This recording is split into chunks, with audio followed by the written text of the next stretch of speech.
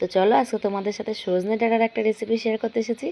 তো সম্পূর্ণ ভিন্ন স্বাদের একটা রেসিপি। তোমরা তো সজনে ডাঁটা সবাই বানিয়ে খাও, তো একবার এইভাবে বানিয়ে দেখতে পারো, অসাধারণ লাগে কিন্তু খেতে। গরম গরম ভাতের সাথে দারুণ টেস্টি একটি রেসিপি। তো চলো একবার দেখে নিই। প্রথমে গাছ থেকে আমি কয়েকটা সজনের ডাঁটা পেরে নিয়ে এসেছি, আর এখন কেটে ধুয়ে নিয়ে সেদ্ধ করে নেবো। তো এই রেসিপি বানানোর জন্য একটু মোটা দেখেই ডাঁটাগুলো নিয়েছিলাম। তো ডাঁটাটা সেদ্ধ হয়ে গেছে, এখন তুলে নিয়ে একটু ঠান্ডা করে নিচ্ছি। তো এখন আমি ছাড়িয়ে নেবো একটা চামচের সাহায্যে। ডাঁটার থেকে মাঝখানের অংশগুলো শুধু নেব। তো এইভাবে একটা চামচের সাহায্যে প্রত্যেকটা ডাঁটা এভাবে মাঝখান থেকে ফাঁকা করে নিয়ে আমি শুধু ভেতরের মাংসটাকে নিচ্ছি, বাইরের খোসাটা কিন্তু আমি ফেলে দেবো। এটা ফেলে দিচ্ছি। তো দেখো পুরোটা রেডি হয়ে গেছে, এখন রান্নাটা করে নেব। তো কিছুটা ভিডিও আমার ডিলিট হয়ে গেছে। তো প্রথমে শুকনো লঙ্কা আর কালো জিরা ফোড়নে দিয়েছিলাম, আর তারপরে পেঁয়াজ কুচি আর একটু টমেটো কুচি দিয়ে একটু নেড়ে চেড়ে নিয়ে আদা পেঁয়াজ রসুনের পেস্টটাকে দিয়ে স্বাদ মতো নুন আর হলুদ গুঁড়ো দিয়ে ভালোভাবে মশলাটা কষিয়ে নিয়েছি। আর এখন ওই ছাড়িয়ে রাখা সজনে ডাঁটার অংশটুকু দিয়ে দিলাম, দিয়ে আরও কিছুক্ষণ কষিয়ে নেবার পরে 1 চামচ মতো চিনি দিয়ে দিচ্ছি।